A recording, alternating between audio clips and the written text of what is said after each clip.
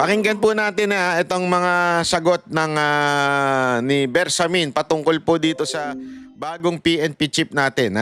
Secretary, good afternoon. Maaari bang humingi kami ng detalye bakit po si General Torre na 2-star general ang napili ng Pangulo bilang susunod na hepe ng PNP? Bakit ba mas magaling ka pa? Wala akong may bigay na detalye dyan. Ano?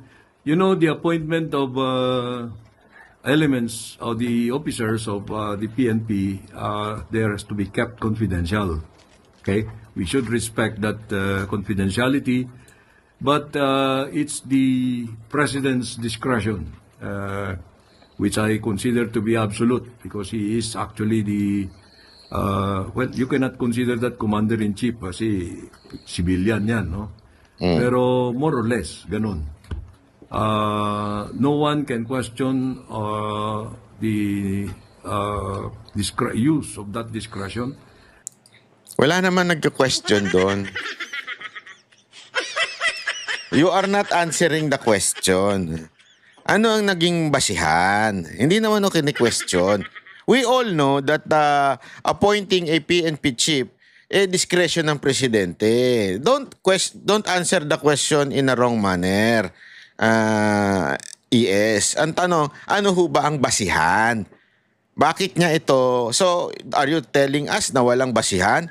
We're not questioning the basis. We're just asking what? Call it Dito may punto si Banat Bay. Kasi ang tanong, kumbaga, ano yung quality, ano yung performance, ano ba yung naging basihan ninyo para mapili nyo si General Torre. Hindi naman kini-question kung bakit siya. Diba? Tama yung sinasabi ni Banat Bay. Mali yung pagkakaintindi, kagaya ng ginagawa nila Claire Castro, na minamali nila yung tinatanong ng mga media para lumabas lang na sila yung tama. Dito parang sinasabi nga rito ni Bersamin na kini-question daw yung pagkaka-appoint si General Torre para maging PNP chief. Ang tinatanong naman, ano ba yung quality? Ano ba yung naging qualification niya para maging sumunod na PNP chief? Pero ang layo na sagot dito ni Bersamin. Scrutable. But right now, the considerations that weighed in the choice of General Torre should be respected. Kasi he oversaw many high-profile operations, including yung kay Pastor Kibuloy and then recently yung yung pag-aresto kay former President Duterte. May kinalaman po kaya yung naging handling niya, yung mga ganong operations sa naging choice ng Pangulo? Hindi ko masasabi yan dahil alam mo si Presidente always demands performance. Kahit na ano yung pinagawa sa iyo, you must have you must exhibit some high degree level of performance. So maybe that is one. I'm not going to discount that. But there Performance? Wala naman pong performance ito. Naalala niyo yung performance niyan? Siya po ay na persona non grata sa may Leyte. Ano pa po? Yung pinagtanggol niya yung dating pulis na gumunong ganun. Tapos pinagtanggol niya, nag-press con siya, di ba? Anong nangyari? Di ba nag-resign nga siya dahil sa kahihiyan? Dahil sa batikos ng taong bayan? Kasi pinagtanggol, gumaganon-ganon, yung kalbo. Sa mga hindi nakakalam ko, tinutukoy dito ni Banat Bay, ito yung road rage na isang biker na bibisikleta at isang retiradong pulis na akmang bubunutan ng baril yung nagbiker dahil nagkaroon ng gitgitan. So, imbis na ipagtanggol yung simpleng nagbibisikleta, binigyan ni Torre ng press con yung retired police. At ngayon, yun nga, nagkaayos din dahil nga siyempre may mga bulong-bulungan na inareglo nga daw dahil siyempre sa takot na rin ng biker na papalikan dahil siyempre simpleng tao, alam naman natin, nagiging yan na yung nagiging nature dito sa Pilipinas. Hindi naman siguro sa Pilipinas lang, pero ng mga maliliit nating mga tao, di ba? Pero pag mababa yung posisyon mo sa buhay, ang iniisip mo kagad, agrabyado ka. So dahil sa ganong instance na ginawa pa ni General Torre, na binigyan pa niya ng room na makapagpaliwanag yung retired policeman, nabaliktad yung sitwasyon at parang yun nga, parang ang dating makakasuhan pa daw dapat doon yung bisikleta. Pero yun nga, naareglo daw, sabi, hindi natin alam. Pero yun yung tinutukoy ni Banat Bay. Oh, walang performance yan. Ang talagang pinaka-performance lang yan, yung ginawa niyang kawalangyaan sa Davao. Yung pag-siege ng KOJC, yung pagpalit-palit ng kung ano-ano dyan na nakapulisan sa Davao, yan ang performance niyan. So, lahat ng pag-uusig sa mga Duterte. Oh, at the same time, yung dahig. So, wag na natin pa ikut-ikutin pa. Yan ang dahilan. Wala namang performance na iba yan eh. Maybe Tsaka siyempre yung performance na sinasabi rito ni S. Bersamin, yung performance na base kay Bongbong Marcos kung ano yung naging trabaho niya rito. Siya lang naman makakapag-decide kung ano yung performance na yun. Pero siyempre, kung titingnan po natin yung proseso, diba, ng pag-appoint, yung pagkaka-appoint, yung mga performance talaga na sinasabi nila, hindi natin may masasabing magandang performance yung ginawa ni General Torre dahil marami siyang nilabag doon na proseso. Tulad nga yung sinasabi ni Banat Bay, yung kay Pastor Kibuloy. Diba, ang dami dong sinasabi, kaya nga patong-patong yung kasong tinakarap ni General Torre dahil nga ang daming sablay. Kaya hindi mo masasabi, o si Bongbong Marcos lang makakapagsabi na performance-based kaya nakuha ni General Torre o bakit siya na-appoint bilang PNP chief. the other qualities of General Torre that you might have considered in Well, anong qualities ni Torre? Magsinungaling. Hindi Anong qualities ni Torre? Sir, yung sabihin na sa korte na lang kayo magpaliwanag. Kahit walang warrant. Ay, pambihira, oo. comparison to the qualities of those others who were not given this responsibility. Salamat po. Eden Santos, Net 25. Nako, yan na si Eden. Ako, yari.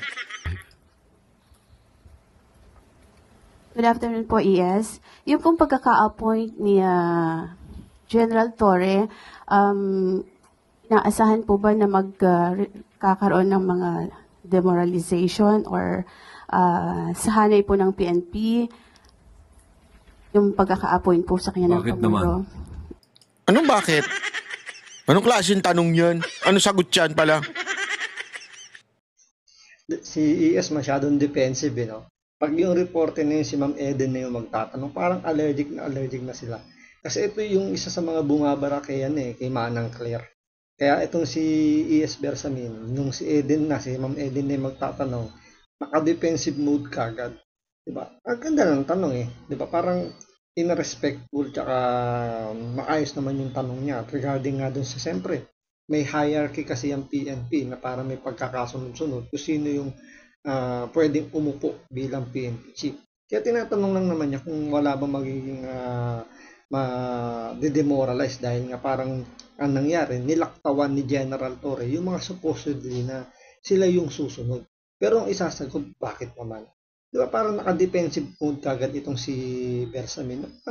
Hindi man lang niya muna intindihin kung ano yung tinatanong. Basta siya, defensive mode kagad. Mala Madam Claire. Sir, ang dami pong dinaanan. 1-star general ay 2-star general po ito si Torre. Tapos ano po siya? PNPA. First, sabi nga nila, unang PNP chief na PNPA. Ang dami pa pong dumaan dyan na PMAyer at mas senior pa sa kanya. Mantakin mo, lagpasan ka lang dahil sa sip-sip. Hindi pa madedemoralize yun. Sa private nga di ba sa mga pribadong kumpanya, pag merong sumisip-sip dun sa boss, bakit? Paano mo nasabing sumisip-sip? Ayun, umaalembong. Umaalembong ba sa boss? Sip-sip sa boss. Tagabulong sa boss. Oh. Di ba? Meron pa nga dyan, kahit lalaki, masahista ng boss. Di ba? O balalay ng boss. O, tapos kainuman ng boss. Kahit laging late, kahit laging underperformer na tao, ayun, nalalagay sa posisyon, nagiging assistant ng boss. Eh, kung ikaw nga naman, na senior ka na, matagal ka nang naandyan, di ba? Ang sipag-sipag mo, hindi ka nga lang sip-sip. Hindi ka nga lang madikit. Pag sinabi ng boss na, tara, inuman tayo, wala, umuwi ka. O, di ba? Pagka nagaya yung boss ng kalokohan, hindi ka sumasama. O, so ngayon, hindi ka ngayon kasundo ng boss. O, kaya hindi ka ngayon napopromote. Pag may Dito may punto si Banbay sa comparison niya. Kasi nga tama nga naman, kung ikaw ay magaling humigop, ika nga nila in real talk, di ba?